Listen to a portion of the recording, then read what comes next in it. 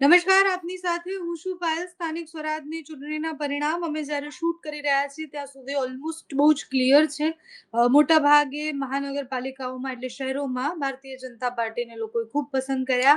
સૌરાષ્ટ્રમાં આમ આદમી પાર્ટી ઘણા બધા જિલ્લા પંચાયત, તાલુકા પંચાયત જીતીને લાવી. સુરતમાં આમ આદમી પાર્ટીના સુપડા સાફ થઈ ગયા છે અને આમ આદમી પાર્ટીના પ્રવક્તા અજીતભાઈ આપણી સાથે જોડાયેલા છે.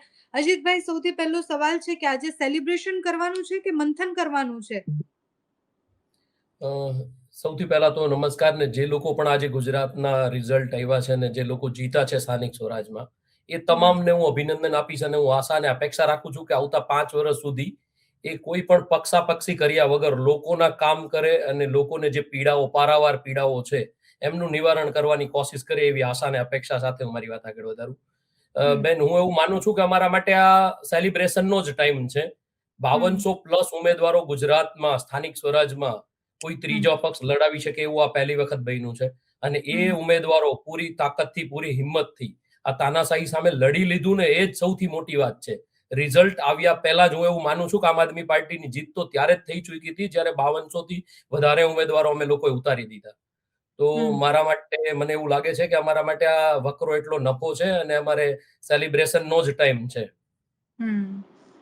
અને સુરતના સુપડા સાપ પર શું કહેશો? આટલી બધી અ, મહેનત કરી, 27 બેઠકો ઓલરેડી હતી અને બધાને એવી અપેક્ષા હતી કે સુરતમાં તો કાં તો બહુ જ સરસ પરિણામ આવશે ને કાં તો આ પરિસ્થિતિ હશે, અને એ પરિસ્થિતિ એકદમ ઉલટ છે. એટલે ગોપાલ ઇટાલિયાથી લઈને મેયરનો ચહેરો પણ તમે મનોજભાઈને બનાવી દીધો હતો. એ મનોજભાઈ હાર્યા, પાયલ સાકરિયા હાર્યા અને એવા ચહેરાઓ જેના હાથમાં સુરતની કમાન હતી એ સુરતમાં એક પણ સીટ ન લાવી શક્યા, એટલે કે એન્ટ્રી પણ ના કરી શક્યા અત્યાર સુધીમાં તો.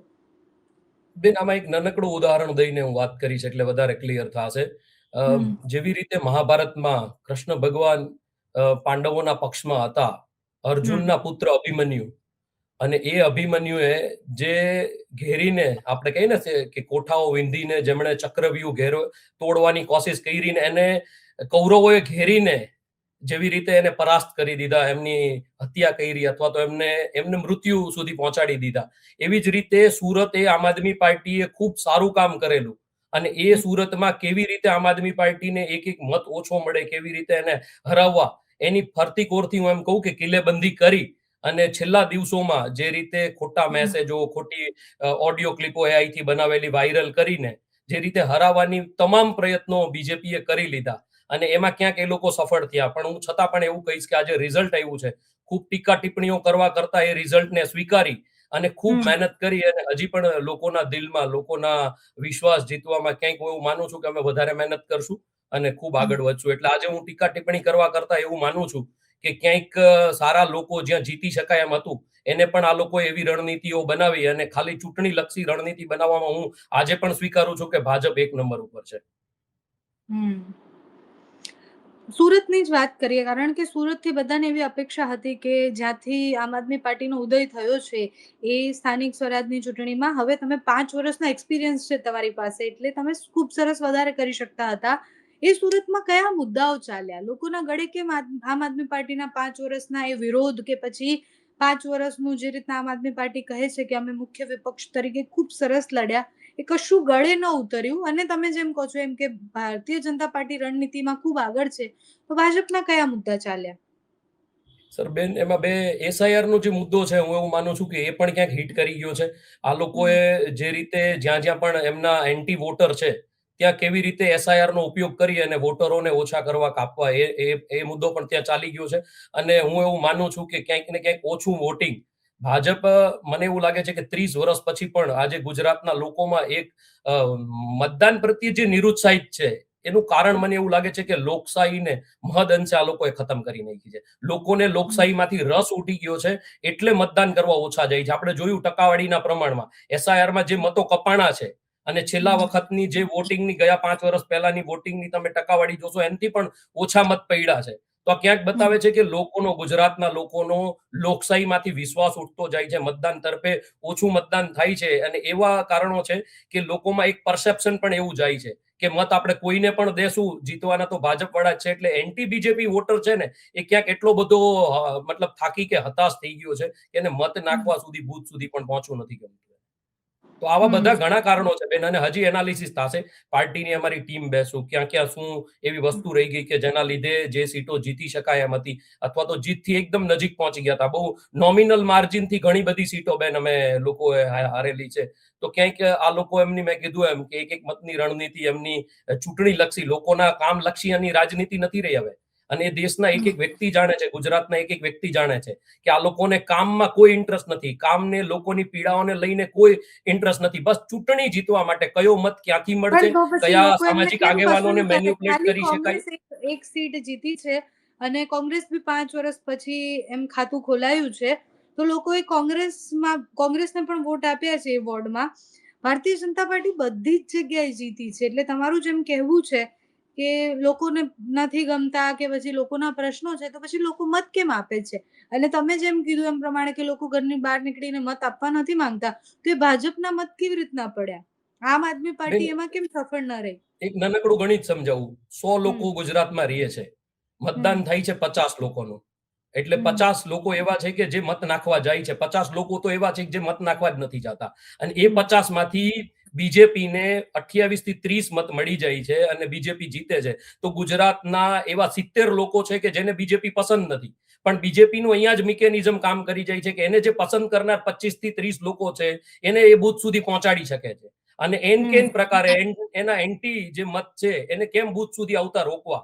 બેન, મેં એવા ઘણા બૂથો જોયા છે. અહીંયા રાજકોટની જ વાત કરું, તમારા સંવાદદાતા હોય તો એમને પણ પૂછી લેજો કે જ્યાં પણ એન્ટી બીજેપી વોટિંગ થાય છે ને, ત્યાં કેમ સ્લો ચલાવવું, કેવી રીતે ત્યાં મતદાતાને આવા અટકાવવા, કેવી રીતે ત્યાં બૂથોમાં માથાકૂટો ઊભી કરી અને અંદર વોટિંગને ડિસ્ટર્બ કરવું, લોકો પાછા ઘરે પહોંચી જાય એવી કોશિશો કરવી. આવા અનેક કારણો છે. એક કારણ હોય તો હું તમને ગણાવી શકું. આવા અનેક કારણો છે કે જેમાં બીજેપી એના એન્ટી વોટરને મતદાન સુધી કે બૂથ સુધી નથી પહોંચવા દેતું, અને એના પોતાના જે વોટર છે, જે 25 થી 28 વોટ, હું એવું કહું છું કે 100 માંથી 25 થી 28 વોટ એવા છે કે જે બીજેપીની ફેવર વાળા છે, એને એન કેન પ્રકારે કેવી રીતે બૂથ સુધી પહોંચાડવા, આ એની પાસે સારી એવી સિસ્ટમ છે. લોકોની લોકચાહનાથી જીતતા હોય, લોકોના કામ ઉપર. તમે મને કહો કે આ આખા 1 મહિનાના છેલ્લા કેમ્પેનમાં તમે મને બીજેપીના એક વ્યક્તિ પોતાનું કામ ગણાવી અને ચૂંટણી લડી હોય એવો એક વ્યક્તિ બતાવો. ગુજરાતમાં 10,000 ઉમેદવારમાંથી એક વ્યક્તિ એમ કીધું હોય કે મેં આટલું કામ કર્યું છે, મને મત દેજો, એવો એક વ્યક્તિ મને ગણાવો. અજીતભાઈ, આમ આદમી પાર્ટીના ઉમેદવારે ગોળી મારીને સ્ટન્ટ બી કર્યો હતો. ગોપાલ ઇટાલિયાનો જાદુ બી હતો. સૌરાષ્ટ્રમાં એ જાદુ ચાલી ગયો. ગોપાલ ઇટાલિયાને સુરતની કમાન પણ આપી હતી, અને અમુક ચહેરાઓ ને પૂરી કમાન આપવી એ પણ આમ આદમી પાર્ટીને નડ્યું હોઈ શકે. બહુ બધા નેતાઓ નીકળ્યા છે, એવું કહીને જ નીકળ્યા છે કે મનોજ સોરઠિયા અને ગોપાલ ઇટાલિયા જ બધું ચલાવે છે અને એટલે અમારી જોડે ન્યાય નથી થતો. તો કાર્યકર્તાઓમાં એ નારાજગી પણ હોઈ શકે. બેન, નીકળનાર વ્યક્તિઓ છે ને, પોતાની જાતને મોટી સાબિત કરવા માટે આમ આદમી પાર્ટીના એવા લોકો ઉપર આક્ષેપો લગાવે છે જેનાથી એમને પોતાને મીડિયાનું કવરેજ ને હાઇપ મળે. હું જ્યારથી પાર્ટી બની ત્યારથી જોડાયેલો છું.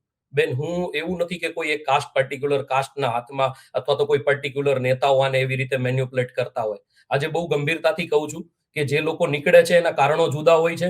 પોતાના એ કારણો છુપાવવા, પોતાની નબળાઈ છુપાવવા, પોતાના લોભ લાલચની વૃત્તિ છુપાવવા માટેથી એ આમ આદમી પાર્ટીના ટોચના લોકો ઉપર આક્ષેપ કરી દો એટલે બાકી બધું ભૂલાઈ જાય. આ વાસ્તવિકતા છે. પણ હવે હું તમને એક આમ આદમી પાર્ટીના પ્રતિનિધિ તરીકે કહીશ તો કદાચ તમને એમાં પણ શંકા જશે. અને આ લોકોએ રાજનીતિનું સ્તર એટલું નીચું કરી દીધું છે કે આજે રાજકીય વ્યક્તિ કઈ બોલે છે તો લોકો ભરોસો નથી કરતા. છેલ્લો સવાલ છે અજીતભાઈ, તો પછી હારનું ઠીકરું કોના પર ફોડશો? બેન, હું હજી એ જ કહું છું કે હાર અને જીત આ બધી વસ્તુ એવી છે કે એનાલિસિસનો વિષય છે.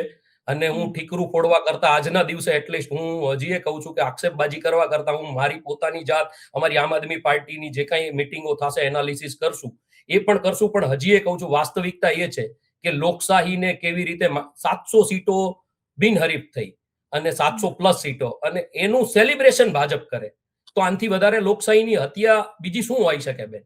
અને આ લોકશાહીમાં જ્યારે આવી રીતે ચૂંટણીઓ લડાતી હોય અને એક સામાન્યમાં સામાન્ય ઉમેદવાર છે ને બેન, એને 20-20, 25-25 લાખ રૂપિયા એની ઘરે જઈને થેલો મૂકવામાં આવે. આજે કયા વ્યક્તિ, હું એવું કોઈક સામાન્ય વ્યક્તિઓ આ ચૂંટણીઓ લડી શકે?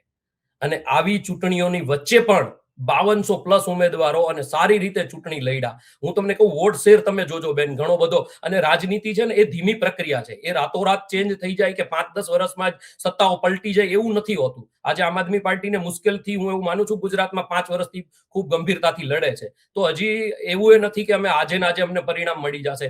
ખૂબ લાંબી પ્રક્રિયા છે, ખૂબ ધીરજથી લડવાનું છે. અને ભાજપનો હું એવું માનું છું કે આ 30 વર્ષના મૂળ અંદર નાખી દીધેલા છે ને, આને કાઢતા હું એવું માનું છું કે અમારે ઘણી હજી મહેનત કરવાની જરૂર છે. હું મારી જાતને કહું છું, અમારી પાર્ટીને કહું છું, અને ખુલ્લા મનથી સ્વીકારું છું કે જે હાર થઈ છે, ભાજપે જે લોકશાહીને ખતમ કરવાની કોશિશ કરી છે, અને એ લોકશાહીને જીવંત કરવા, લોકોમાં એ વાત પહોંચાડવા, મેસેજ પહોંચાડવા માટે અમારો સંઘર્ષ હતો અને હજી જારી રહેશે. અમે પરિણામ આવે ત્યાં સુધી લડતા રહીશું. Thank you so much Ajitbhai, તમે અમારી સાથે જોડાયા, વાતચીત કરી એ માટે આપનો ખૂબ ખૂબ આભાર.